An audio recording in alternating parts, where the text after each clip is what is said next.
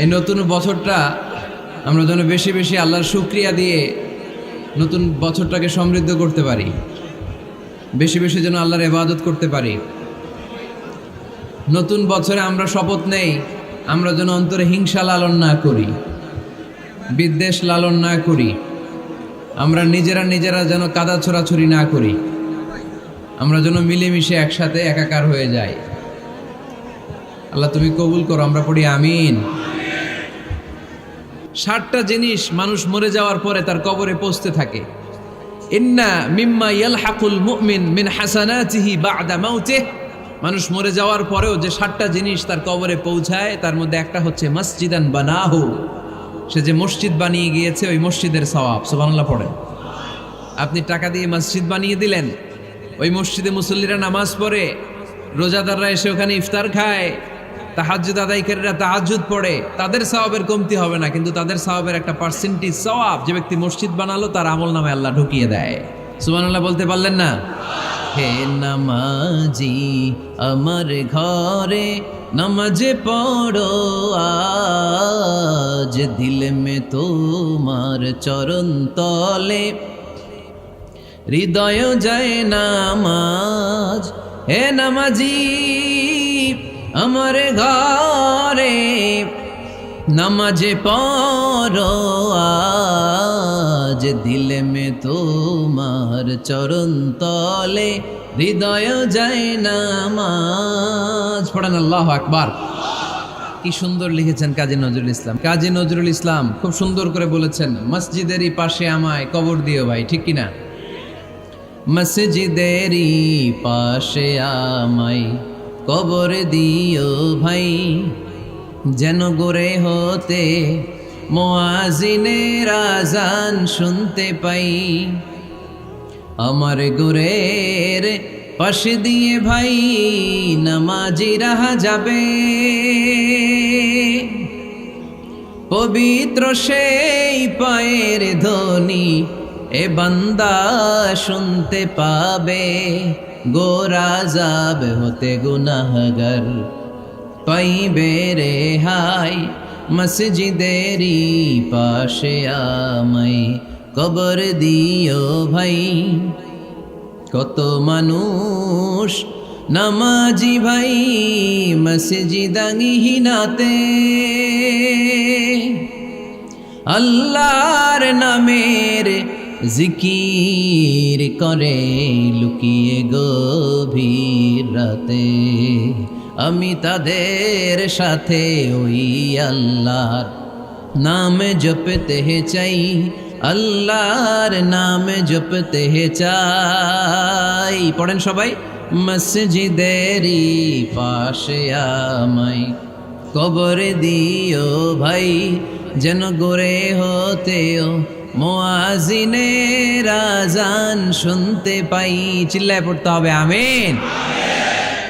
কি দরদ ছিল আমাদের জাতীয় কবি কাজী নজরুল ইসলামের, মসজিদের পাশে আল্লাহ তুমি আমার কবর দিও। আল্লাহ এই দোয়াটা কবুল করে নিয়েছে, ঠিক কিনা?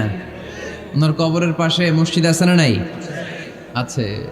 এজন্য মসজিদের সাথে সম্পর্ক জুড়ে দেওয়া এটা ইমানদারের আলামত, আর মসজিদকে ঘৃণা করা এটা মুনাফিকের আলামত। এজন্য আমরা যেন আমাদের হৃদয়টাকে মসজিদের সাথে জুড়ে দেই, মসজিদের সাথে যেন সুসম্পর্ক থাকে। মসজিদ সবার, মসজিদ নিয়ে দলাদলি নাই। দলাদলি আছে অনেক জায়গায়, হানাফি মসজিদ, আহলে হাদিস মসজিদ এরকম আমরা দেখি বা শুনি, এটা ঠিক না। হানাফি মসজিদ বলে কোনো কথা নাই, আহলে হাদিস মসজিদ বলে কোনো কথা নাই। মসজিদ সবার। ছোট্টখাট্ট বিষয় নিয়ে মসজিদে মারামারি, একজন হাত তোলে আরেকজন তোলে না, কিলাকিলি আছে না নাই? একজন বলে জোরে আমিন, আরেকজন আস্তে আমিন, মারামারি আছে না নাই? এগুলো কি মারামারি করার কোনো বিষয়? কথা বলেন। সালাতে ফরজ আছে, ওয়াজিব আছে, সুন্নাহ আছে। খেয়াল করে বুঝবেন, ফরজ যদি নষ্ট হয় সালাত ভঙ্গ হয়, you have to repeat your সালাত। ওয়াজিব নষ্ট হলে সালাত ভঙ্গ হয় না, নতুন করে পড়া লাগে না, সেজদায় সাহু দিলেই সালাত আদায় হয়ে যায়। আর সুন্নাহ নষ্ট হলে নামাজ নষ্টও হয় না, নতুন করে পড়াও লাগে না, সৌ সেজদাও লাগে না, নামাজ আদায় হয়ে যায় সুন্নাহ নষ্ট হলে। এই যে হাত তোলা না তোলা এটা সুন্নাহ, আমিন জোরে বলা না বলা এটা কি সুন্নাহ। যেটা কোনো কারণে কেউ না করলেও তার নামাজ কবুল করে নিবে কে? আর এই সব সুন্নত লই আমগো দেশে গিলাগিলি। মৌলভীবাজারে মাশাআল্লাহ এগুলা নাই, এখানেও আছে। এগুলার অবসান ঘটুক, আমরা চাই কি চাই না? আর কত এই ছোটখাটো বিষয় নিয়ে আমরা এই বিভেদের প্রাচীর আর দেয়ালকে উঁচু করব আমাদের মাঝখানে? কবে আমরা ঐক্যের সিন্ডিকেট করব? কবে? আর কবে সাদা মনের মানুষ হব? কবে? আর কত? অনেক হয়েছে, আর না, এবার থামেন। বিভেদের প্রাচীরকে ভেঙে চুড়িয়ে দেন। ঐক্যের এমন সিন্ডিকেট গড়তে হবে যাতে কোনো অপশক্তি এই ঐক্যকে ভাঙতে না পারে, বানচাল করতে না পারে। চিল্লায় বলেন ঠিক কিনা? এজন্য মিউচুয়াল রেসপেক্টের দরকার, পারস্পরিক শ্রদ্ধাবোধ সব ক্ষেত্রে, রাজনীতিতে, সামাজিক অ্যাক্টিভিটিসে আমাদের আলেম ওলামাদের মধ্যে পারস্পরিক শ্রদ্ধাবোধের দরকার, মিউচুয়াল রেসপেক্ট। কেউ কাউরে রেসপেক্ট করে না, আমি যেটা বুঝছি এটাই সব, বাকি সব হারাম, এরকম বলে না অনেকে? এরকম যেন না করি। তাহলে মসজিদ সবার, মসজিদ আল্লাহর হাবিব সাল্লাল্লাহু আলাইহি ওয়াসাল্লাম খ্রিস্টানদেরকে মসজিদে ঢুকতে দিয়েছেন, আর আমরা মুসলমান ভাইয়ের জন্য মসজিদে তালা ঝুলাই দেই, আছে না নাই? আল্লাহর হাবিব সাল্লাল্লাহু আলাইহি ওয়াসাল্লাম কোথাও গেলেই প্রথমে মসজিদ বানাতেন। কি বানাতেন? মসজিদ বানাতেন। মক্কা থেকে হিজরত করে মদিনায় আসলেন, কোবায় থাকলেন কয়েক সপ্তাহ। কোবা পল্লীতে তিনি মসজিদ বানালেন, মসজিদ কোবা। ওখানে প্রতি শনিবার কেউ যদি অজু করে ওখানে যে 2 রাকাত নামাজ পড়ে, একটা কবুল ওমরার সওয়াব আল্লাহ তাআলা তার আমলনামায় দিয়ে দেয়। মসজিদে কোবা বানালেন। তারপরে মদিনায় এসে মসজিদে নববী বানালেন আল্লাহর হাবিব সাল্লাল্লাহু আলাইহি ওয়াসাল্লাম, মসজিদে নববী। এটা ছিল আল্লাহ রাসূল সাল্লাল্লাহু আলাইহি ওয়াসাল্লামের বৈশিষ্ট্য। কোথাও গেলেই তিনি মসজিদ বানাতেন, মসজিদে নববী। হায় রে, এখন তো কত সুন্দর মসজিদ আমরা দেখি, আমরা যে সালাত পড়ি। আল্লাহর হাবিব সাল্লাল্লাহু আলাইহি সাল্লামের সময় মসজিদে নববী কি এরকম ছিল? কথা বলেন। ফ্লোর ছিল বালুর ফ্লোর। কিসের ফ্লোর? আমাদের মসজিদের ফ্লোর কিসের? টাইলস। আর আল্লাহ রাসূল সাল্লাল্লাহু আলাইহি ওয়াসাল্লামের মসজিদে নববীর ফ্লোর কিসের? কথা বলে না তো, আওয়াজ করে উত্তর দেন না কেন? কষ্ট হচ্ছে? দুপুরে খাইছেন না সবাই? কেন খান নাই কেন? রোজা রাখছিলেন? হ্যাঁ, ফজর বাদে আইছি। আচ্ছা ঠিক আছে, ঠিক আছে। আচ্ছা আচ্ছা, সাউন্ড নাই, কথা শোনা যায় না? তো এটা শুনলা কেমনে?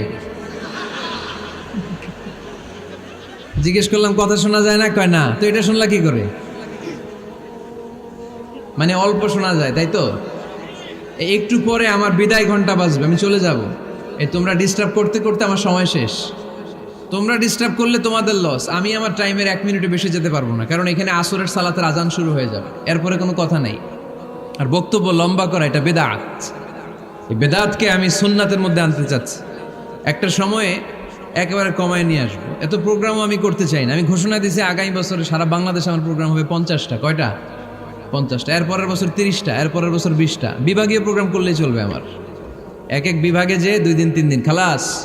এত দরকার নেই, এত লম্বা চূড়ার বক্তব্যের দরকার নেই। আধা ঘন্টা চুপ করে শুনেন, কয়েকটা মেসেজ ড্রপ করি, take it with you to your home, then practise and apply in the society. নিয়ে যান, আমল করেন, সমাজে কাজে লাগান। সমাজটা আলোকিত করে দিবে কে? খুতাবুকুম তাবিলা সালাওয়াতুকুম কাসীরা। আল্লাহর হাবিব সাল্লাল্লাহু আলাইহি ওয়াসাল্লাম বললেন, কিয়ামতের একটা আলামত, কিয়ামতের আগে তোমাদের বক্তব্য হয়ে যাবে লম্বা, সালাত হয়ে যাবে খাটো। সালাতের পরে তাসবিহ পড়তে চায় না লোকজন, ব্যস্ত, মহাব্যস্ত, সুপার বিজি। কোত্থেকে আসলে এই ব্যস্ততা? আপনি রবের সাথে মুনাজাত, না যাই ইউনাজি মুনাজাত, আপনার রবের সাথে একাকী নীরবে কথা বলতে মনে চায় না আপনার?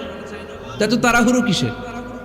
ধীর স্থির হন, একটু স্থির হন, একটু মনোদৈহিক প্রশান্তি অর্জনের চেষ্টা করেন। সব সময় ব্যস্ত, ধাক্কাধাক্কি, উচ্ছৃঙ্খলা, এগুলো আমাদেরকে শেষ করে দিয়েছে। এজন্য লম্বা চোরা বক্তব্য ঠিক না।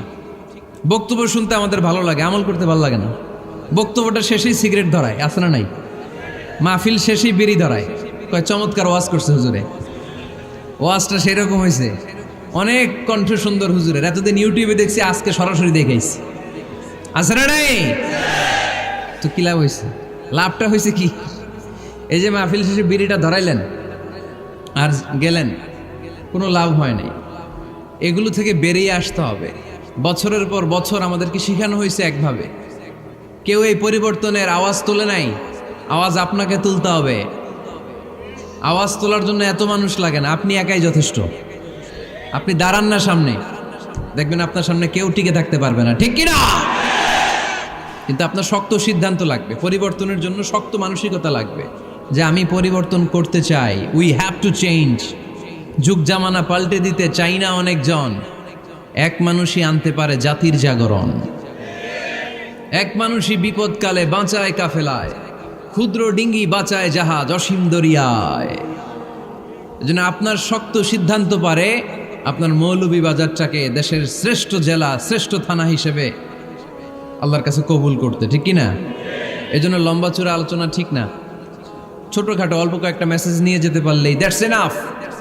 One of the minor sign before the day of judgment, your Islamic lectures will be very longer and your salah 5 times a day will be shorter. কিয়ামতের আগে বক্তব্য লম্বা, নামাজ খাটো, তাসবিহ পড়ে না, ব্যস্ত, মহাব্যস্ত। এই মহাব্যস্ততা ছাড়েন, কোরআন সুন্নাহর দিকে ফিরে আসেন। বরকত দিবে কে? বিশ্বনবীর মসজিদে নববীর ফ্লোর বালুর ফ্লোর ছিল, আমাদের ফ্লোর টাইলস। আল্লাহর হাবিব সাল্লাল্লাহু আলাইহি ইসলামের মসজিদে বালি নিচে, এই বালিতেই নামাজ পড়তেন। বৃষ্টি হলে কাদামাটি হয়ে যেত, কাদামাটিতেই সেজদা করতেন। সেজদা করলে কাদার মাটি আল্লাহর হাবিব সাল্লাল্লাহু আলাইহি ইসলামের নাকে আর কপালে লেগে যেত। তিনি সালাম ফিরিয়ে সাহাবাদের দিকে মুখ ফিরিয়ে বসলে দেখতেন প্রতিটা সাহাবীর নাকে আর কপালে কাদার মাটি মিশে আছে। তার মানে প্রিয় নবী সাল্লাল্লাহু আলাইহি ইসলামের মসজিদে নববী ছিল কাঁচা, কিন্তু মুসল্লি ছিল পাকা। আমাদের মসজিদগুলা হয়েছে পাকা, কিন্তু মুসল্লি কাঁচা, ঠিক কিনা? ফজরের সালাতে মানুষ নাই। ইমাম সাহেব আছেন কে কে এলাকায়? দেখি ইমাম, মসজিদের ইমাম, মাশাআল্লাহ। আপনাদের এইখানে ওই মসজিদে ফজরের নামাজে কয় কাতার হয়?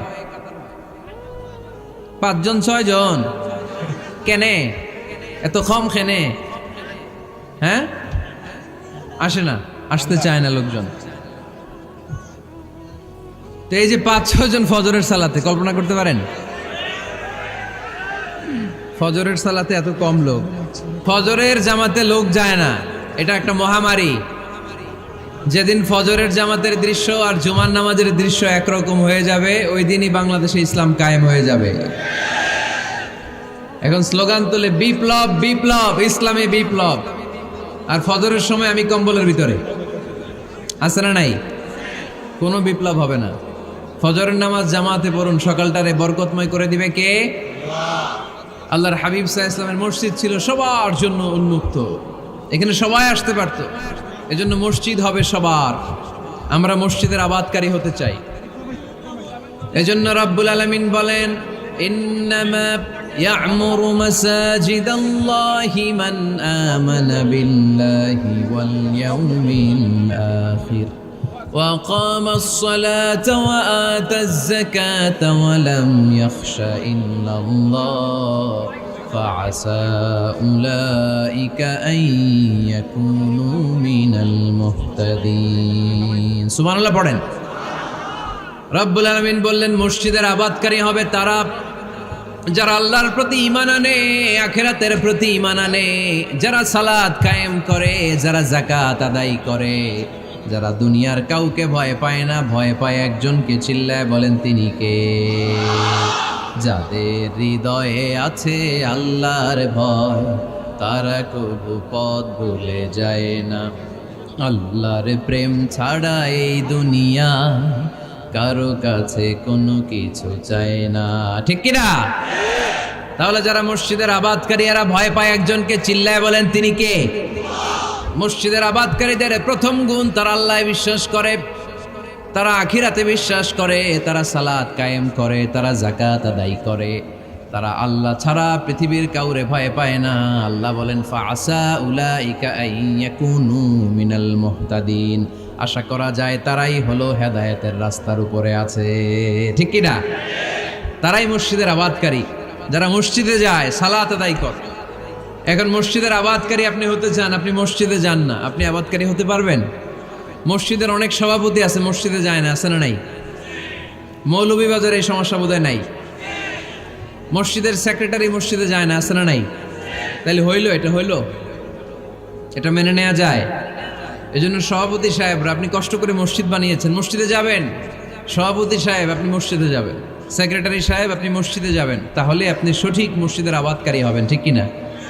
আমরা মসজিদের আবাদকারী হতে চাই, ইনশাআল্লাহ পড়েন। উমরানুল মাসাজিদ, মসজিদের আবাদ কি করে করতে হয়? মসজিদ আবাদ করার এক নাম্বার মাধ্যম হচ্ছে মসজিদ নির্মাণ করা। কি করা? নির্মাণ করা। খেয়াল করবেন, আল্লাহর হাবিব সাল্লাল্লাহু আলাইহি ওয়াসাল্লাম বলেছেন, মান বানা মসজিদান মিন মালিহি ফিদ দুনিয়া বানাল্লাহু লাহু বাইতান ফিল জান্নাহ। যে ব্যক্তি নিজের পকেটের টাকা খরচ করে দুনিয়াতে মসজিদ বানায়, আল্লাহ তাআলা তার জন্য জান্নাতে ঘর বানায়। 60টা জিনিস মানুষ মরে যাওয়ার পরে তার কবরে পৌঁছতে থাকে। ইন্না মিম্মা ইয়ালহাকুল মুমিন মিন হাসানাতিহি বা'দা মাউতিহি, মানুষ মরে যাওয়ার পরেও যে 60টা জিনিস তার কবরে পৌঁছায়, তার মধ্যে একটা হচ্ছে মসজিদান বানাহু, সে যে মসজিদ বানিয়ে গিয়েছে ওই মসজিদের সওয়াব। সুবহানাল্লাহ পড়েন। আপনি টাকা দিয়ে মসজিদ বানিয়ে দিলেন, ওই মসজিদে মুসল্লিরা নামাজ পড়ে, রোজাদাররা এসে ওখানে ইফতার খায়, তাহাজ্জুদ আদায়কারীরা তাহাজ্জুদ পড়ে, তাদের সওয়াবের কমতি হবে না, কিন্তু তাদের সওয়াবের একটা পার্সেন্টেজ সওয়াব যে ব্যক্তি মসজিদ বানালো তার আমল নামে আল্লাহ ঢুকিয়ে দেয়। এজন্য বেশি বেশি মসজিদ বানাতে রাজি আছেন তো?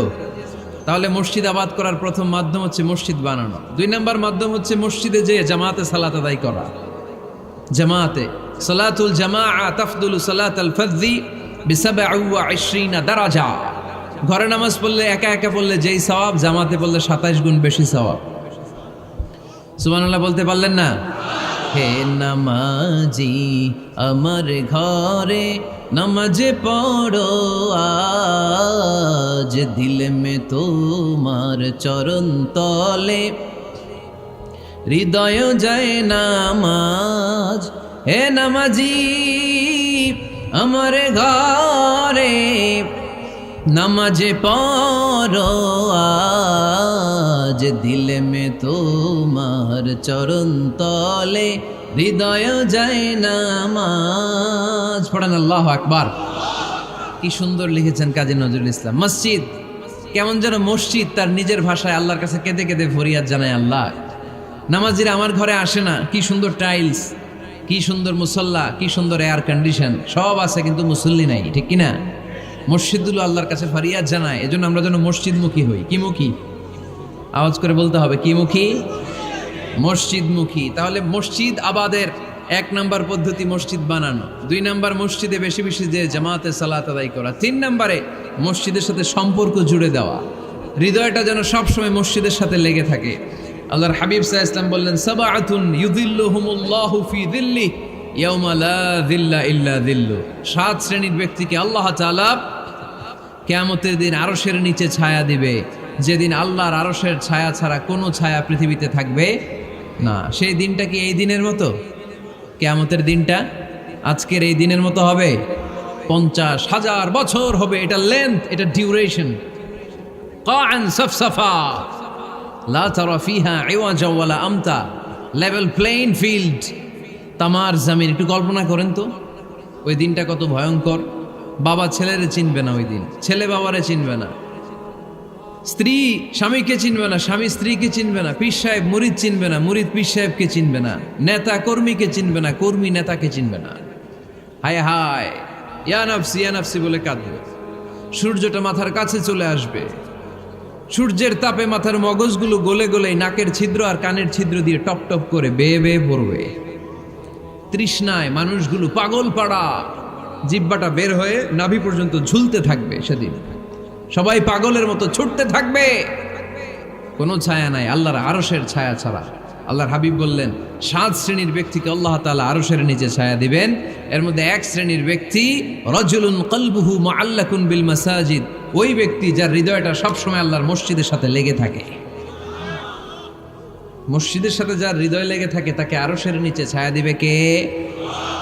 এজন্য মসজিদের সাথে যেন আমাদের হৃদয়গুলো লেগে থাকে।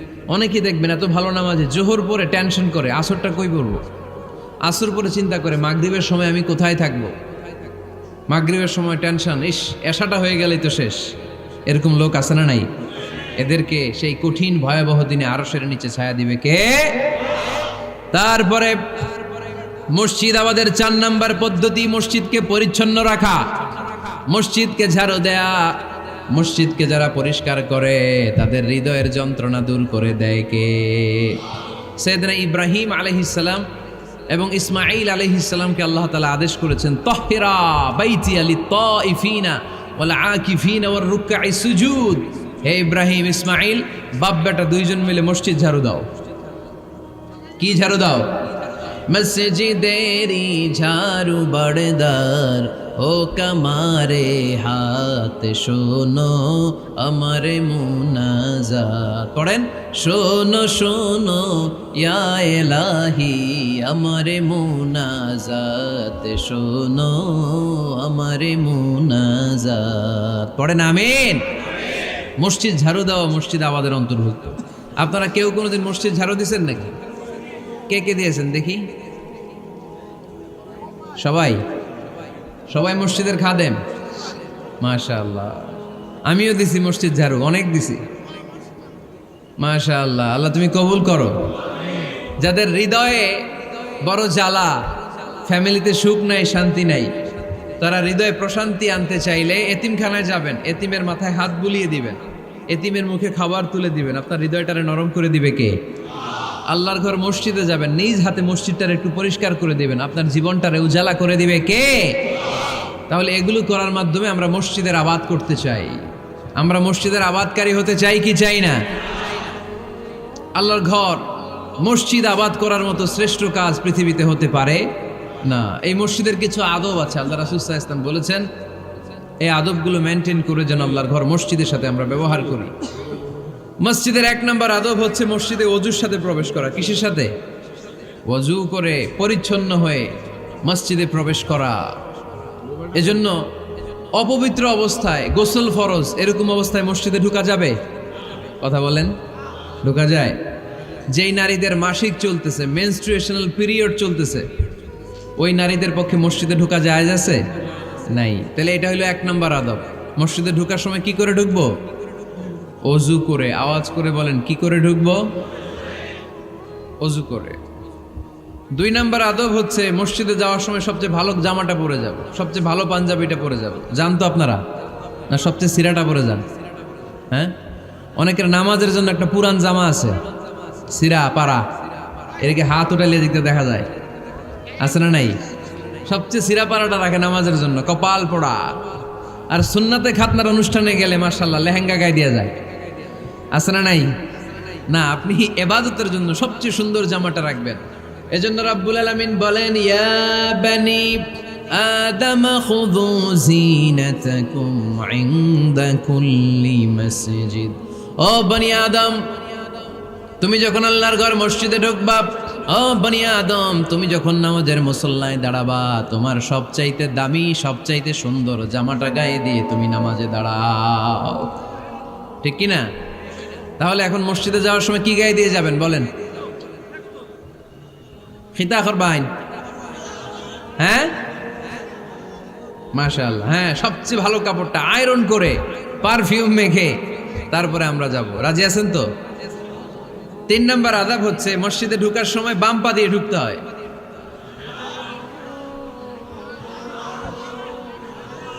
কোন পা? আরো জোরে। এদেরকে গুতা মারা লাগে, নাইলে আওয়াজ বাড়ে না। এরকম ভলিউম টাইট করতে হয়, ভলিউম হাই করলে আর পরে বাড়ে, এমনি বলতে চায় না। আর ঘটনা কি? হ্যাঁ, খায় নাই। বদরের যুদ্ধ হয়েছিল রমাদানে, কোনো সাহাবী খায় নাই, না খাইয়া একেবারে সাইজ করে দিছে কাফেরদেরকে। আমরা না খেলেও আমাদের হৃদয়ে ইমানি শক্তি আছে না নেই? এই তো বোঝা যাচ্ছে ইমানি শক্তি আছে। এতক্ষণ আছিল কই? তো মসজিদে ঢোকার সময় কোন পা দিয়ে? এগুলো মনে থাকে আমাদের? ভুলা যাই আমরা, খেয়াল থাকে না তো এগুলা? এত কিছু মনের মধ্যে রাখলে এগুলো মনে থাকবে কেমনে? মসজিদে ঢোকার সময় কোন পা? আরো জোরে। বেরোয়ার সময় কোন পা? মনে থাকবে? মসজিদে যখন ঢুকবেন ডান পা দিয়ে ঢুকবেন, আর দোয়া পড়বেন, আউযু বিল্লাহিল আযীম ওয়া বিওয়াজহিল কারীম ওয়া সুলতানিহিল কদীম মিনাশ শাইতানির রাজীম। বিষ্ণু সাল্লাল্লাহু আলাইহি ওয়াসাল্লাম বললেন, যে ব্যক্তি মসজিদে ঢোকার সময় এই দোয়াটা পড়বে, শয়তান আফসোস শুরু করে, সে বলে, হায় হায়, আজকের দিনের জন্য, সারা দিনের জন্য তো তুই আমার ওয়াসওয়াসা থেকে বেঁচে গেলি, আজকের সারা দিনের জন্য তোরে আমি হারালাম, আজকের সারাটা দিন আল্লাহর পক্ষ থেকে প্রোটেকশন নিয়ে তুই বেঁচে গেলি, আজকের জন্য যা, কালকে তোরে আমি ধরবো। এজন্য এই দোয়াটা পড়ার দরকার আছে না? আউযু বিল্লাহিল আযীম ওয়া বিওয়াজহিল কারীম ওয়া সুলতানিহিল কাদীম মিনাশ শাইতানির রাজীম। 4টা বাক্যের দোয়া মুখস্থ করতে কষ্ট হলে যে ইউটিউবে চলে যাবে আজকেই, ওখান থেকে শুনে আপনারা মুখস্থ করে নেবেন, এই দোয়াটা পড়বেন। তাহলে ওই দিনের জন্য শয়তানের ওয়াসওয়াসা, টেম্পটেশন, প্রভোকেশন থেকে আপনি আল্লাহ তাআলার প্রোটেকশনে চলে গেলেন। সুবহানাল্লাহ পড়েন। তারপর আল্লাহর হাবিব বললেন, ঢুকার আগে আমারে সালাম দাও। পড়বেন, আসসালামু আলাইকা আইয়ুহান নাবিয়্যু ওয়া রাহমাতুল্লাহি ওয়া বারাকাত। এই 2টা জিনিস যখন করে ফেললেন তখন ডান পা দিয়ে পড়বেন, আল্লাহুম্মা আফতাহ লি আবওয়াবা রাহমাতিক। সুবহানাল্লাহ পড়েন। আল্লাহুম্মা আফতাহ লি, ও আল্লাহ আমার জন্য তুমি খুলে দাও আবওয়াবা রাহমাতিক, তোমার রহমতের দরজা। তার মানে মসজিদে ঢুকলে রহমত পাওয়া যায় কি যায় না? মসজিদে ঢুকলে পাওয়া যায় রহমত, মসজিদের বাইরে রহমতের কথা আল্লাহ বলে নাই। মসজিদের ভিতরে রহমত। কোথায় রহমত? কোথায়? মসজিদের ভিতরে রহমত আছে না? তার প্রমাণ, মসজিদে ঢুকলেই শান্তি লাগে কেমন জানি, আর ঘুমে ধরে। মসজিদে ঘুমাইছেন কারা কারা দেখি? সবাই ঘুমাইছেন? আরে আমি কত ঘুমাইছি। জুমার নামাজের সময় যে কি ঘুম আসে, আসে আসে কমন পড়ছে, একেবারে কমন পড়ে গেছে। ঘুম আসে কারণ রহমত, রহমতের ঝিরি ঝিরি বাড়িধারা আল্লাহ তাআলা আরশের উপর থেকে নাজিল করতে থাকে। আর এই রহমতের কারণে হৃদয়টা প্রশান্ত হয়ে যায়, অনেকের ঘুমও চলে আসে, ঠিক কি না? এজন্য আল্লাহুম্মা আফতাহ লি আবওয়াবা রাহমাতিক, ও আল্লাহ তোমার রহমতের দরজাগুলো আমার জন্য খুলে দাও। এই দোয়া পড়লে রহমতের দরজা খুলে দেয় কে? আবার মসজিদ থেকে যখন বের হবেন তখন কোন পা দিয়ে? জোরে বলেন। বাম পা দিয়ে কি পড়বেন? আল্লাহুম্মা ইন্নী আসআলুকা মিন ফাদলিক, ও আল্লাহ তোমার কাছে আমি তোমার পক্ষ থেকে ফদল চাই, মানে রিজিক চাই। রিজিক দেওয়ার মালিক কে? তার মানে খুব সোজা সাপটা কথা হচ্ছে, মসজিদের ভিতরে পাওয়া যায় রহমত, আর বাইরে পাওয়া যায় ফদল বা রিজিক। বাইরে পাওয়া যায় কি? রিজিক। মসজিদের ভিতরে রিজিক আছে। তার মানে সারাদিন মসজিদে বসে থাকলে রিজিক মিলবে? নামাজের সময় নামাজ পড়তে হবে, কাজের সময় কাজ করতে হবে। এটাই হচ্ছে ইসলামের বিধান। নামাজের সময় নামাজ, কাজের সময়। আমি প্রশ্ন করবো, আওয়াজ করে উত্তর দেন। নামাজের সময়, কাজের সময়, নামাজের সময়, কাজের সময়। এটা মনে থাকবে। এজন্য আল্লাহ বললেন, ফাইদা কুদিয়াতিস সালাতু ফান্তাশিরু ফিল আরদি ওয়াবতাগু মিন ফাদলিল্লাহ। যখন তোমাদের সালাত শেষ হয়ে যায়, আল্লাহর রিজিক অন্বেষণের জন্য আল্লাহর জমিনে তোমরা ছড়িয়ে যাও। নামাজের সময় আসবেন, নামাজ শেষ বের হয়ে যান। ফান্তাশিরু ফিল আরদ, জমিনে ছড়িয়ে পড়ো। নামাজ শেষ, চেয়ারম্যান সাহেব চলে যাবে ইউনিয়ন পরিষদের ভেতরে, ছাত্ররা চলে যাবে হাই স্কুলে, মেম্বার অফ দ্য পার্লামেন্ট চলে যাবে সংসদে, সেনাবাহিনীর লোকেরা চলে যাবে ক্যান্টনমেন্টে, ব্যবসায়ীরা চলে যাবে তাদের বাজারে, সিএনজি ওয়ালারা সিএনজি নিয়ে ব্যবসা শুরু করবে, রাস্তায় নেমে যাবে। চিল্লায় বলেন ঠিক কিনা? এটাই ইসলামের বিধান। নামাজের সময় নামাজ, কাজের সময়। আচ্ছা, তাহলে প্রথম সুন্নাত পেলাম, পবিত্র হয়ে ঢুকবো, ভালো জামা পরে ঢুকবো। 2 নাম্বার। 3 নাম্বার, ঢুকার সময় কোন পা? বের হওয়ার সময়। 4 নাম্বার, মসজিদে ঢুকেই 2 রাকাত। মসজিদে ঢুকে কয় রাকাত পড়েন আপনারা? তাহিয়াতুল মসজিদ। মসজিদে আপনি ওয়েলকাম জানাবেন, ঢুকেই 2 রাকাত পড়বেন, ওযু করলেই 2 রাকাত। আল্লাহর হাবিব সাল্লাল্লাহু আলাইহি ওয়াসাল্লাম মসজিদে নববীতে জুমার খুতবা দিচ্ছেন। খুতবা চলাকালীন সময়ে এক সাহাবী এসে মসজিদের মধ্যে বসে পড়লেন। আল্লাহর হাবিব সাল্লাল্লাহু আলাইহি ওয়াসাল্লাম সাহাবীরে বললেন, দাঁড়াও। সাহাবী দাঁড়ালেন। আল্লাহর নবী জিজ্ঞেস করলেন, কেন বসে বললা? 2 রাকাত পড়ছো নাকি? সাহাবী বলে, পড়ি নাই। বিশ্বনবী বললেন, তাহলে তাড়াতাড়ি 2 রাকাত নামাজ পড়ে বসে যাও। সুবহানাল্লাহ পড়ে। 2 রাকাত পড়ো নাই তো পড়ো, দাঁড়াও, তারপরে বসো। দেখেন, খুতবা চলাকালীন সময়ে আমাদের খতিবরা কখনো খুতবা থামায়? কথা বুঝেন নাই? জুমার খুতবা আপনারা শুনেন না? খুতবা চলতেছে, ওই মুহূর্তে ইমাম সাহেবরা কখনো খুতবা থামায়? মাঝখানে কোনো ঝামেলা হলে থামায় না। প্রথম খুতবা শেষ, বসে, তারপরে দ্বিতীয় খুতবা। খুতবার মাঝখানে কোনো থামাথামি নাই। কিন্তু আল্লাহর হাবিব সাল্লাল্লাহু আলাইহি সাল্লাম কেমন খতিব ছিলেন দেখেন। আল্লাহর হাবিব সাল্লাল্লাহু আলাইহি সাল্লামের খুতবা দেওয়ার স্টাইল অ্যান্ড অ্যাটিটিউড এবং আমাদের খুতবা দেওয়ার স্টাইল অ্যান্ড অ্যাটিটিউড আল্লাহ রাসূল সাল্লাল্লাহু আলাইহি ওয়াসাল্লামেরটা কত প্রাণবন্ত ছিল। আল্লাহ রাসূল সাল্লাল্লাহু আলাইহি ওয়াসাল্লাম সোসাইটি ওরিয়েন্টেড একজন পার্সোনালিটি ছিলেন, সমাজের মানুষ কেন্দ্রিক, খুব সামাজিক ছিলেন আল্লাহ রাসূল সাল্লাল্লাহু আলাইহি ওয়াসাল্লাম। তিনি দেখলেন একজন বসে পড়ছে, উনি খুতবা থামায় দিলেন, জুমার খুতবা থামায় বললেন, এই নামাজ পড়ছো না, পড়ো 2 রাকাত পড়ো। আবার খুতবা শুরু করলেন, সুবহানাল্লাহ পড়বেন না? একবার তিনি খুতবা দিচ্ছেন, দেখলেন আল্লাহ রাসূল সাল্লাল্লাহু আলাইহি ওয়াসাল্লামের 2 জন নাতি হাসান আর হুসাইন রাদিয়াল্লাহু তাআলা আনহুমা, ছোট্ট মানুষ, কাতারের ভিতরে ঢুকে কোন সাহাবী টুপি টান দেয়, কারো পাগড়ি ধরে টান দেয়, একজন এদিকে দৌড় দেয়, আরেকজন ওদিকে দৌড় দেয়, মসজিদে একটা ডিস্টার্ব হচ্ছে। আল্লাহর হাবিব সাল্লাল্লাহু আলাইহি ওয়াসাল্লাম খুতবা থামিয়ে দিলেন, মিম্বার থেকে নেমে আসলেন, 2 নাতিকে 2 হাতে ধরলেন, ধরে আস্তে করে জান্নাতের এই 2 সর্দারকে নিয়ে মিম্বারের উপরে দাঁড়ালেন, এই হাতে এই নাতি, ওই হাতে আরেক নাতি। এরপর দাঁড়িয়ে দাঁড়িয়ে তিনি বাকি খুতবা দিলেন, পড়েন সুবহানাল্লাহ। কত প্রাণবন্ত খুতবা! উনিও খুতবা দিতেন, আমরাও খুতবা দেই। আল্লাহর হাবিব সাল্লাল্লাহু আলাইহি ওয়াসাল্লাম খুতবা দিচ্ছেন, এক সাহাবী এসে বলল, ইয়া রাসূলুল্লাহ, মদিনায় দুর্ভিক্ষ, বৃষ্টি নাই, আপনি বৃষ্টির দোয়া করেন। রাসূল সাল্লাল্লাহু আলাইহি ওয়াসাল্লাম খুতবা থামায় দিলেন, থামায় দিয়ে দোয়া শুরু করলেন, আল্লাহুম্মা আসকিনা গাইসান মুগীসান মারিআন মুরিআন নাফিআন গায়রা দার আজিলান গায়রা আজিল। আল্লাহ উপকারে বৃষ্টি দেন, যে বৃষ্টিতে আমাদের ফসল জন্মাবে, সবুজ ঘাস লতা পাতা জন্মাবে, আমাদের গবাদি পশুর রিজিক বাড়বে, এরকম উপকারী বৃষ্টি আমাদেরকে দিয়ে মদিনাটারে ধন্য করে দেন। বৃষ্টি শুরু হলো, জুমাবার বৃষ্টি, শনি রবি সোম মঙ্গল বুধ বৃহস্পতি শুক্র, টানা 7 দিন বৃষ্টি। এবার বৃষ্টির চোটে মদিনায় বন্যা হয়ে গেছে। এতদিনে দুর্ভিক্ষ, এতদিনে কি, এখন বৃষ্টির বরকতের দোয়া করছে, বৃষ্টিতে এবার বন্যা। যেই সাহাবী বৃষ্টির জন্য দোয়া করতে বলেছিলেন, পরের জুমাবারের খুতবার সময় এসে ওই সাহাবী বলেন, ইয়া রাসূলুল্লাহ, আবার খুতবার মাঝখানে, ইয়া রাসূলুল্লাহ, আর বৃষ্টির দরকার নাই, আর দরকার নেই, এবার বৃষ্টি বন্ধের দোয়া করেন। আল্লাহর হাবিব সাল্লাল্লাহু আলাইহি ওয়াসাল্লাম খুতবা থামিয়ে আবার বন্ধের দোয়া, আল্লাহুম্মা হাওয়ালাইনা ওয়ালা আলাইনা, হে আল্লাহ আমাদের চারিদিকে দেন, মদিনাতে আর বৃষ্টির দরকার নাই। চিল্লায় পড়েন সুবহানাল্লাহ। এজন্য খতিব হবে এরকম প্রাণবন্ত খতিব। সমাজে কি চলে, কি ক্রাইসিস, কি সংকট, ইয়াংরা কোন সমস্যায় ভোগে, আমাদের রাজনৈতিক অঙ্গনে কি সমস্যা, আমাদের অর্থনৈতিক অঙ্গনে কি সমস্যা, আমাদের সামাজিক অঙ্গনে কি সমস্যা, আমাদের পরিবারগুলোর ভেতরে কি ঝামেলা, প্রত্যেকটা কথা মসজিদের মিম্বার থেকে আসার দরকার আছে না নাই? আল্লাহর হাবিব সাল্লাল্লাহু আলাইহি ওয়াসাল্লাম এভাবেই সমাজকে ঠিক করে দিতেন। 2 রাকাত মসজিদে ঢুকে আজকে থেকে আমরা পড়ব। মসজিদে ঢুকলেই কয় রাকাত মনে থাকবে না ভুলে যাবেন? তারপরে আল্লাহর হাবিব সাল্লাল্লাহু আলাইহি ওয়াসাল্লাম বলেছেন, খবরদার কবরের উপর মসজিদ বানিও না।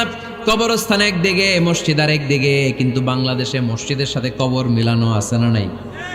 ছোট্ট একটা মসজিদ, কিন্তু এত বড় বাবার কবর আছে না নাই? এগুলো করবেন না আপনি। আগে হবে মসজিদ, পরে কবরস্থান। যেমন মসজিদে নববী হয়েছে আগে, তারপরে বিশ্বনবীর কবর এখানে আছে না নাই? মসজিদে নববী প্রতিষ্ঠিত হয়েছে আগে, পরে বাকি কবরস্থান আছে না নাই? কিন্তু কোন আল্লাহর ওলির কবরস্থানের উপরে যদি মসজিদ বানান, তার উপর লানাত দিয়েছে কে? লাআনা রাসূলুল্লাহ আলাল ইয়াহুদ ওয়ান নাসারা ইত্তাখাযু কুবুর আমবিয়াইহিম মাসাজিদা। আল্লাহর রাসূলের লানত ইহুদি নাসারাদের উপর, কারণ ইহুদি আর নাসারাদের একটা খাসলাত, একটা বৈশিষ্ট্য ছিল, তারা তাদের নবীদের কবরের উপরে মসজিদ বানায় ফেলত। এটা করা যাবে? এজন্য এলাকায় এলাকায় এই ঝামেলা, কবর আর মসজিদ হবে আলাদা। আবার মসজিদের কেবলার দিকে যেন কবরস্থান না হয়, তাহলে শিরক হওয়ার সম্ভাবনা আছে না নাই? খুব সাবধান, আল্লাহ সব মাফ করে কিন্তু শিরক মাফ করে না, ঠিক কি না? শিরক হচ্ছে মহাপাপ, সব পাপের বাপ। এজন্য আমরা সব করলেও শিরকের গুনাহ মুসলমান কখনো করতে পারে। এরপর আল্লাহর হাবিব বললেন, মসজিদকে পরিষ্কার পরিচ্ছন্ন রাখো, এটাও মসজিদের আদাব। মসজিদে আতর লাগিয়ে দেন, বাখুর জ্বালিয়ে দেন। আপনাদের এই এলাকার মধ্যে তো বাখুরের অভাব নাই, আগরের অভাব নাই, ঠিক কিনা? গতকাল প্রোগ্রাম ছিল কই? সুজানগর, আগরের রাজধানী। আগর চিনেননি আপনারা? হ্যাঁ, এই যে দেহনেল উদ পারফিউম, আপনাদের এই যে মাহাতাব সাহেবের আল হারামাইন, এরপরে যে আজমল কোম্পানি, এও আপনাদের এই মৌলভীবাজার এলাকার। এরকম অনেক কোম্পানি আছে দুবাই ভিত্তিক, গোটা বিশ্বে ওনারা ব্র্যান্ডিং করেছে। এগুলোর র ম্যাটেরিয়াল, কাঁচামাল যায় হচ্ছে আপনাদের মৌলভীবাজার থেকে। সম্মানিত ভাইয়েরা, মসজিদ পরিষ্কার পরিচ্ছন্ন রাখবেন, এই বাখুর জ্বালাবেন, দেহনেল উদ, এই পারফিউমগুলো ছড়িয়ে দিবেন। মসজিদের মধ্যে অনেক মসজিদে দুর্গন্ধ আছে না নাই? এই কার্পেটের মধ্যে ময়লা, পরিষ্কার করেন। আল্লাহর হাবিব সাল্লাল্লাহু আলাইহি ওয়াসাল্লাম বলেছেন, খবরদার। আম্মা জান আয়েশা বর্ণনা করেন, আমার রাসূলুল্লাহ সাল্লাল্লাহু আলাইহি ওয়াসাল্লাম বিবিনাইল মসজিদ ফি দুয়ার, ওয়া আন তুতাইয়াবা ওয়া তুনাজ্জাফ, আমরা যেন এলাকা এলাকায় মসজিদ বানাই, মসজিদগুলোকে যেন পারফিউম দিয়ে আতর দিয়ে সুগন্ধময় করে দেয়। বিশ্বনবী আদেশ করেছেন, সুবহানাল্লাহ পড়েন। এজন্য কোনো অপরিচ্ছন্ন মসজিদ থাকতে পারবে না। মসজিদের পাশ দিয়ে গেলে আতরের ঘ্রাণে আমোদ হয়ে লোকজন যেন বুঝতে পারে এটা আল্লাহর ঘর, মসজিদ। চিল্লায় বলেন ঠিক কিনা? এরপরে আল্লাহর হাবিব সাল্লাল্লাহু আলাইহি ওয়াসাল্লাম বলেছেন, মসজিদের আরেকটা আদব হলো মসজিদকে অতিমাত্রায় ডিজাইন না করা। বেশি ডিজাইন করা যাবে না। এমন ডিজাইন করা যাবে না যে এটা মসজিদ বোঝাই যায় না। এত লাইটিং ফাইটিং করে, এটা কি মসজিদ না কমিউনিটি সেন্টার বোঝাই যায় না। আছে না? নাই আছে। এরকম যেন আমরা না করি সম্মানিত ভাইয়েরা। বিশেষ করে মসজিদের সামনের দেয়ালে।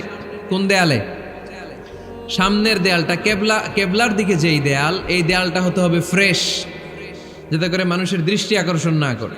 প্রায় মসজিদের দেয়ালের মাঝখানে দেখবেন আপনি ক্যালেন্ডার ঝুলায় রাখে, আছে না নাই? মৌলভীবাজারের কি অবস্থা? খিতা খবর আছে? তো এই যে ক্যালেন্ডার ঝুলায় রাখে, ওইখানে দেখবেন বিভিন্ন মসজিদের ছবি, এতিমখানার ছবি, মানুষের ছবি। তো মানুষ নামাজও পড়ে, আবার ওগুলোও তাকায়, আছে না নাই? প্রথম কাতারে পরে ওইখানে কি লেখা এগুলো পরে, তার ডিস্টার্ব হচ্ছে না? এই মুসল্লির দৃষ্টি যাতে অন্যদিকে না যায়, এটা খেয়াল রাখতে হবে। যদি পারা যায় মসজিদের সামনে কোনো ঘড়ি টড়ি চলবে না। ঘড়ি মসজিদের পেছনের দেয়ালে, সময়সূচি পেছনের দেয়ালে, সব পেছনে। সময় কয়টা বাজে ওটা ইমাম দেখলেই চলবে, ইমাম এভাবে দেখে নিবে, আপনারাও দেখে নিবেন। কিন্তু সামনের দেয়ালটা যত সিম্পল করা যায়। আল্লাহর হাবিব সাল্লাল্লাহু আলাইহি ওয়াসাল্লাম নামাজ পড়া অবস্থায় সামনে এমন কিছু রাখতেন না যেটার দ্বারা আল্লাহর হাবিব সাল্লাল্লাহু আলাইহি ওয়াসাল্লামের সালাতে মনোযোগ অন্যদিকে চলে যায়। আমরা যখন সালাত পড়ি, যদি অন্যদিকে তাকাই, ফেরেশতার মাধ্যমে আল্লাহ একটা ডাক দেয়, বলে আকবিল, এই বান্দা ফিরে আয়, তোর নজর থাকা দরকার সেজদার জায়গায়, ফিরে আয়। আপনি আবার যখন অন্যদিকে তাকান, আল্লাহ বলে ফিরে আয়, সেজদার দিকে তাকা। আপনি আবার যখন ঘড়ির দিকে তাকান, আল্লাহ বলে আকবিল, ফিরে আয়, সেজদার দিকে তাকা। আপনি যখন আবার অন্যদিকে তাকান, তখন আল্লাহ বলে লা হাজাতা লি ইলা সালাতিক, তোর এই নামাজের দরকার আমার নাই। নাউজুবিল্লাহ পড়বেন না? তোর এই নামাজের দরকার আমার নাই। অজু করে কষ্ট করে যাকে খুশি করার জন্য আপনি সালাতে দাঁড়ালেন, উনি যদি বলে এই নামাজের দরকার নেই, তা কার জন্য নামাজ পড়লেন আপনি? কথা কি বুঝতে পেরেছেন?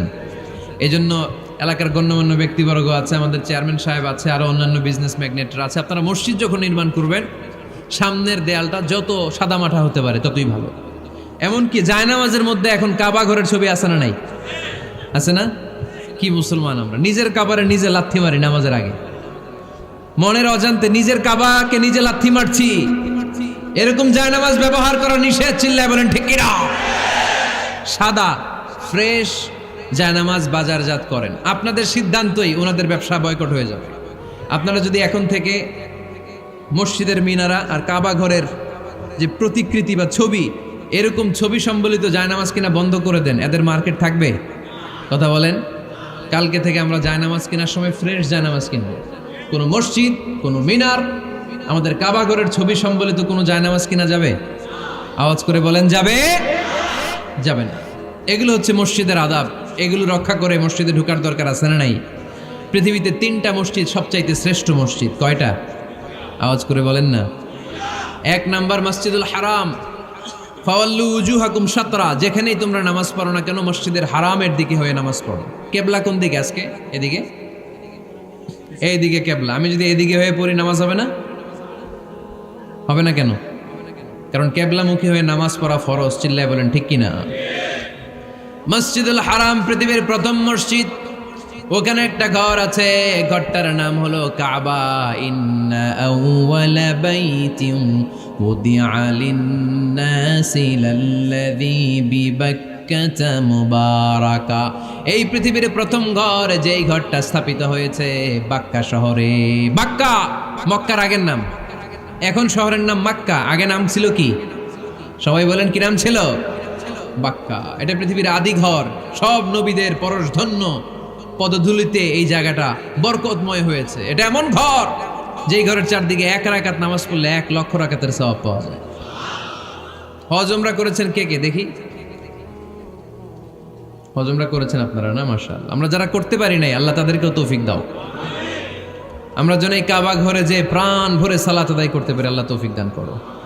আমরা যেন মসজিদে নববীতে যে প্রাণ ভরে সালাত পড়তে পারি, তৌফিক দান করো। আল্লাহর হাবিব সাল্লাল্লাহু আলাইহি ইসলামের কবরের সামনে দাঁড়িয়ে যেন আমরা প্রাণ খুলে মন প্রাণ উজাড় করে বিশ্বনবী সাল্লাল্লাহু আলাইহি ইসলামকে সালাম দিতে পারি। আল্লাহ তৌফিক দান করো। এই কাবা ঘরকে কেন্দ্র করে প্রতিদিন 100টা রহমত নাজিল হয়। আওয়াজ করে বলেন কয়টা? আল্লাহর হাবিব বললেন প্রতিদিন প্রতিনিয়ত 100টা রহমত নাজিল হতেই থাকে। সিত্তুন আলিত তাইফিন, 60টা রহমত তাদের উপর নাজিল হয় যারা কাবা ঘরের চারদিকে তাওয়াফ করে।